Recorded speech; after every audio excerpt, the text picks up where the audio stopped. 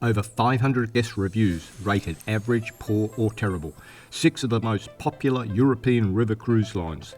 Actual experiences by people who paid real money and came home disappointed. We've just completed a review on some of the most popular river cruise lines, including Viking, Avalon, Amma Waterways, Uniworld, Scenic and Emerald, and the results will shock you. We expected to find a few unhappy travellers. Every cruise line has them. What we didn't expect was how many complaints repeated across different cruise lines, different rivers, different years. The same warnings, the same frustrations, the same regrets. And one sentence kept appearing, almost word for word, across dozens of reviews. We should have known before we booked. That is what this video is about. The negative reviews, not the glossy marketing, not the best case experiences. We looked specifically at travellers who rated their river cruise average, poor or terrible. And then we looked for patterns. Because one bad review can be personal. 10 bad reviews can be noise. But when the same complaints appear again and again, it becomes something more useful, a warning. This video is not saying European river cruising is bad. Many people love it. Many come home delighted. But if you're about to spend thousands on one of these trips, the disappointed guests may be the most important people to listen to, because they are not selling you the dream. They are warning you about the parts of the experience that can turn an expensive holiday into an expensive regret. But to understand why those complaints matter, we first need to understand the dream these cruise lines are selling, because the disappointment starts when that dream meets the reality on board. The dream of a European river cruise is easy to understand. You unpack once, settle into your cabin and let the river carry you through Europe, past vineyards, castles, Christmas markets, medieval towns and grand cities like Vienna, Budapest, Amsterdam or Paris. The marketing makes it look effortless. Elegant interiors, regional food, attentive service, wine on the table and Europe drifting past your window. But the disappointed reviews told a more complicated story. Many guests were not saying the entire trip was bad. Often they praised the crew, the cabins, the guides or the scenery. The problem was that the total experience did not feel as premium as the marketing suggested. That was the first major pattern, the expectation gap. When a cruise is sold as luxury, average can feel like failure. Food was one of the biggest warning signs in the lower rated reviews. That matters because dining is often sold as part of the river cruise experience. Regional menus, local wines, fresh ingredients, and meals that reflect the places you are visiting. But many disappointed guests described something much more ordinary. Food that was bland, cold, repetitive, overcooked, undercooked, too salty, or served in portions that felt too small for the price paid. The dining system also created frustration. River ships are small, so there is often one main dining room, one main dinner period, and few alternatives. One reviewer said dinner was listed from 7 to 9 p.m, so they waited for the opening rush to pass. But when they arrived later, some courses were no longer available, and they were only served the main course and dessert. That detail matters. It's not just about taste, it's about whether dining feels flexible, fair, and premium. On a river cruise, if the main dining room disappoints, there may not be another real option. The second major warning sign was the bus tour problem. Many guests thought they were buying a river cruise, but at times felt they ended up on a coach tour instead. The brochure image is powerful. The ship docks beside a beautiful old town. You walk off the gangway and everything is right there. Cafes, cathedrals, markets, vineyards, and historic streets. Sometimes that happens, but many lower rated reviews described a different reality. Ships docking outside town, in industrial areas, across the river, or far enough away that excursions required coach transfers. Some bus rides were short, others were 1 or 2 hours each way. And when river levels, locks or itinerary changes caused delays, some guests felt they spent more time being transported by road than sailing by river. That does not mean coach transfers are always wrong. Some travellers enjoy guided touring, and some destinations simply cannot be reached directly by ship. The problem is expectation. If an itinerary involves significant coach time, guests need to know that before booking. Christmas market cruises show this clearly. The dream is evening lights, festive atmosphere, warm drinks, and time to wander. But some reviewers described arriving before markets opened, leaving before the atmosphere began, or having far less time than expected. River cruising also has operational limits. Ships depend on docking slots, lock timings, river traffic and water levels. If a ship is delayed, the whole schedule can slip. The real question is not exactly where the ship will dock, because that can change. It is how much of this itinerary depends on coach transfers if the river schedule falls apart. This is where river cruising is very different from ocean cruising. Ocean ships have complications too, but once they are at sea, they usually have space to move. River ships operate inside a narrow, managed system of bridges, locks, docking slots, river traffic, water levels, and local navigation rules. Locks are a good example.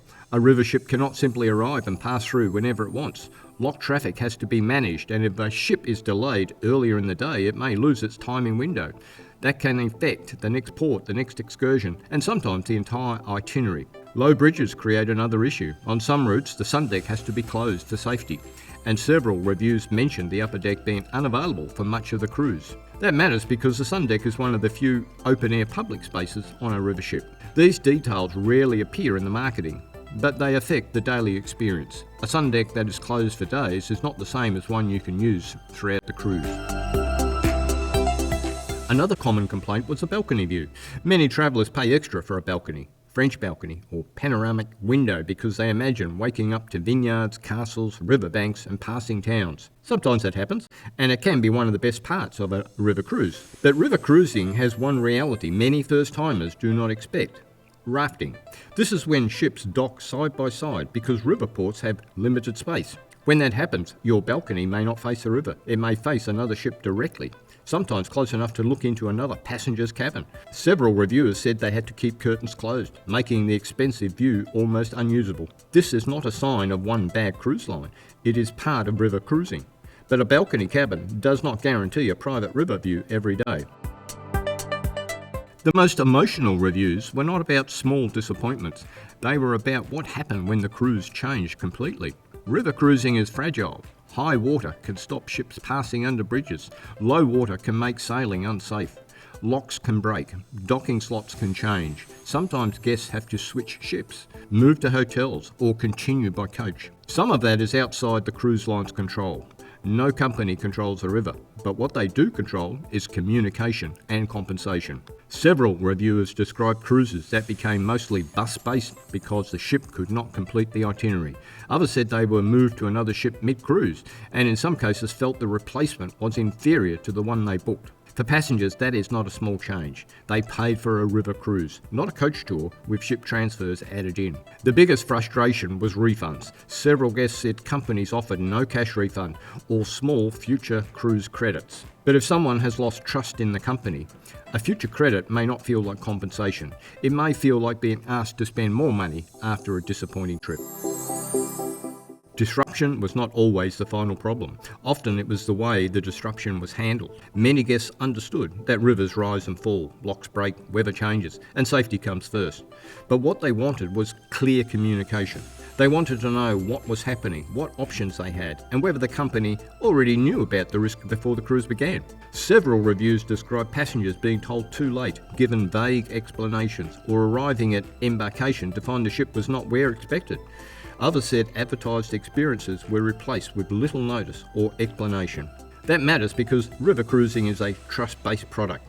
Guests are paying the cruise line to manage the ports, docks, buses, guides, lock timings and transfers. When things change, they need to feel informed, respected and not simply moved along.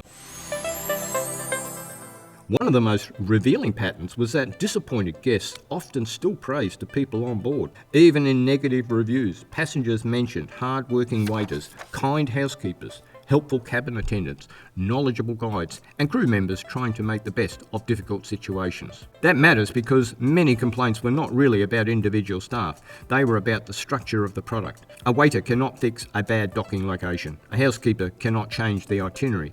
A guide cannot control river levels. And a cruise director may not be able to fix a corporate compensation policy. In many reviews, the cruise seemed to be the strongest part of the experience. The deeper issue was the gap between what was sold by the company and what the onboard operation could realistically deliver.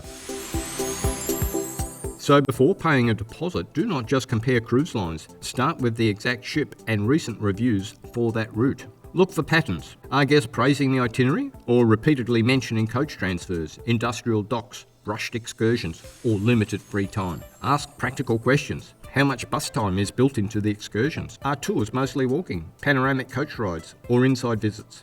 What is actually included? Basic excursions, premium tours, drinks, gratuities, transfers? Dining matters too. Is dining fixed or flexible? Are there casual alternatives? If you arrive later, is the full menu still available? And ask the question most travellers miss: what happens if the ship cannot sail? Will you be moved to another ship, placed in hotels, or bus between ports? Is cash compensation possible, or only future credit? These details can separate a dream trip from an expensive disappointment.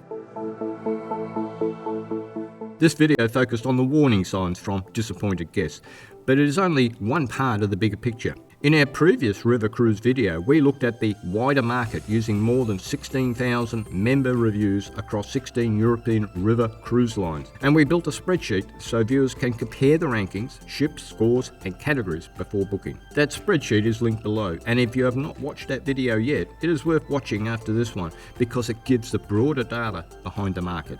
But this video was about the human side of the numbers. The reviews show what disappointment actually sounds like. They show where expectations fail, where communication breaks down, and where travellers wish they had asked better questions before paying. If you have taken a European river cruise, tell us in the comments. Did it match the brochure, or did you experience some of the same warning signs we found in these reviews? And if this helped you travel smarter, subscribe to Rob Nawa Travels. We analyse cruises, travel planning, and the details that can make or break an expensive trip. Thanks for watching.